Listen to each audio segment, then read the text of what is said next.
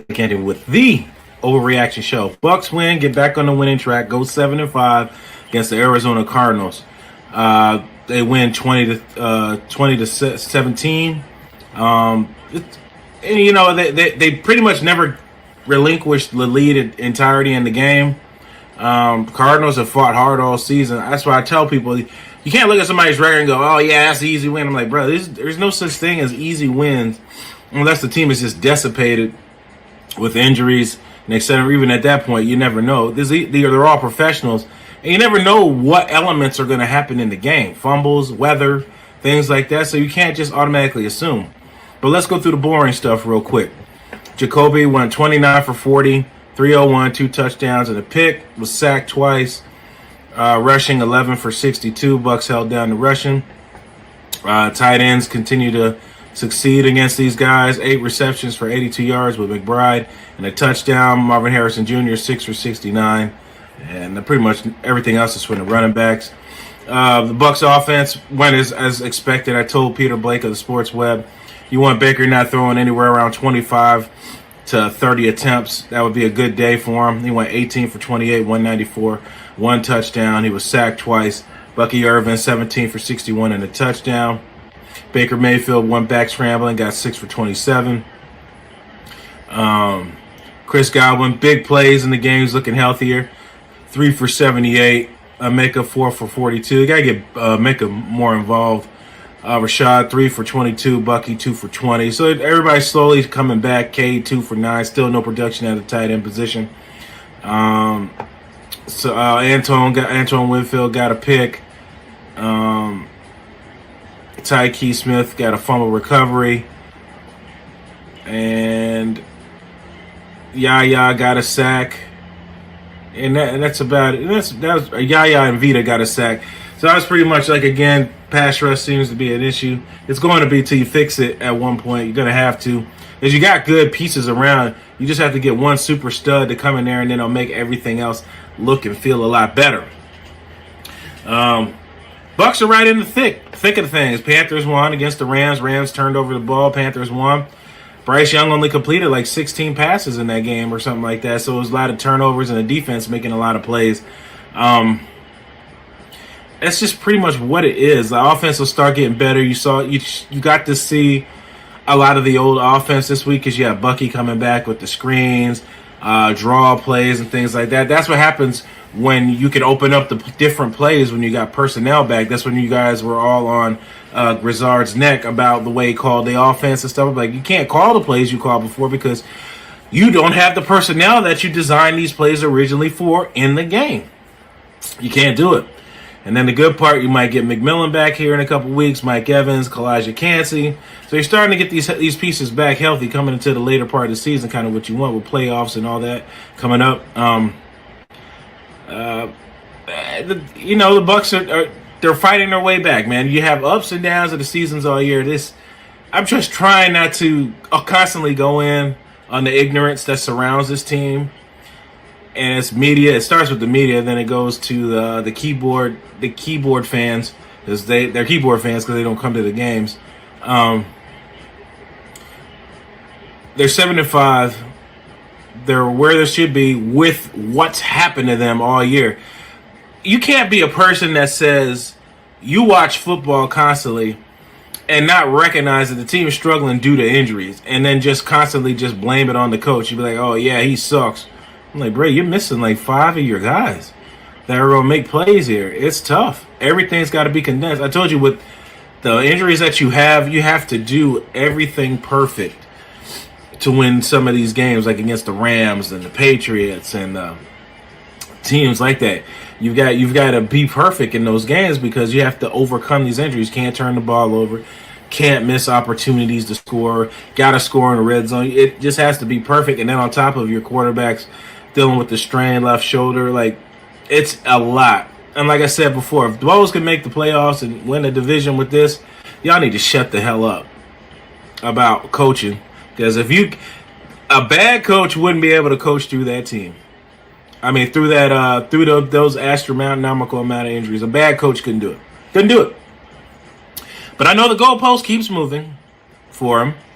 I understand that he can't give up any. That his defense, it's not the Bucs' defense. His defense can't give up any yards, any touchdowns, any catches, any points, anything. Everything has to be a 35-0 blowout. I understand that's the expectation for Todd Bowles. I get it. He can't lose any games. I understand. That's the mark of what did Tony tell me? Oh, we have standard. That's what I told him. What standard do you have here in Tampa? Not coming to the games and getting outshined by away teams, opposing teams' fans. Not being relevant up until the Bruce and the Winston and Brady era due to Todd Bowles and Arians. Due to both of them, and Bowles kept it going. And I don't think Arians won a division the first time. Bowles has won a division and made the playoffs since he's been head coach. But he should be fired, though. They're winning in spite of Bowles. They're winning because of Bowles and the team. I'm not just saying it's Bowles. It's a collective thing, but he ultimately has a decision. And you're right when the people that say that he ultimately has decisions. But there's a difference between you getting out coached and you getting out and a player not performing. If it's just man coverage and you're getting beat 1-on-1, you're getting beat like a drum. That ain't the plays or anything. That's individual effort. They can call zone and stuff, but when a guy's in your area, you got to make the play on the guy. You're running wide open because you blew your coverage. Quarterback's getting so much time because you're not beating your man. Ultimately, that's what it is. Just like basketball, you ain't going to score unless you put the ball in the hoop. And you got to stop the other guy from putting the ball in the hoop. There's that. Like I said, there's two aspects of it. You're just getting out-coached and you're just getting outplayed. They were getting outplayed. This time they outplayed their opponent. Won the game, had control of the game from start to finish. Coming in to play the Saints, if the Bucs win the next 3 games, they will make the playoffs. So now the goalpost can move. It could switch from Carolina winning the division to first round exit. I mean, it seems like that's what a lot of y'all want. You don't want them to make the playoffs. You don't want them to win a playoff game. That's what it sounds like you want. But we're a fan. You can't be. You absolutely cannot be. You're the kind of fan that goes to your son's or daughter's game and they're winning and you want them to lose the second game so you could go home early. That's the kind of fan you are. You would rather your kid lose to make you happy. That's the metaphor I'm going to use. You rather them lose so you can be happy, so you can talk about how bad everything's on Todd Bowles. That's exactly what you are. And those of you who want to enjoy the team and enjoy football shouldn't listen to those guys. You should remove them from your groups. You should do all of that and enjoy watching football because you don't get it all year long. You should enjoy it, especially if you're on the winning side and you're talking playoffs and all that. Nobody wants to be in that. After week 8, you're worried about the draft. Nobody wants to be in that position. So it's the stupidest argument, and even Steelers fans are doing that. It's the stupidest argument to say, well, I'd rather lose than to make the playoffs so I can get a top 10 pick. That doesn't guarantee nothing. Ask the Cleveland Browns how that works. Ask all the other losing franchises how that works. Just so you can get the top pick. So you can just say you got the top pick, but you're still losing. Makes no damn sense. And he really said that like it's a legitimate argument. So we can get a top pick. You just want to be talked about. You don't want to win games. You rather just want to be talked about. Stupidest argument. I won't make it. And here's the other part. Nothing's guaranteed. So the guys you want to waste a year on, they get older. They could get hurt the next season. Nothing is guaranteed. It's not. You think it is. It's not. Guy might be traded. Guy might be out on IR. Guy might not be there. It's not guaranteed, so you got to take advantage of the opportunities now. Yes, the Bucs have not looked the best they have looked, but those things can change. You can get hot. that year, the 2020, when the Bucs won the Super Bowl, the Bucs were not looking hot. Coming into the playoffs and all that. They got hot at the right time. I think Brady said he didn't have a real grasp of the entirety of the offense up until after the Chiefs' heartbreaking loss at home in Tampa. So it's football. It's not as black and white as you make it seem, because there's a lot of aspects and things that happen in that game, and that's why we love. That's why we love the game. Those that really know the game, those that study the game, and those that enjoy the game, we understand those, and you ride the wave, man. That's the way it works. Momentums go up and down, and things like that, and guys like Todd Bowles and the company and the players know.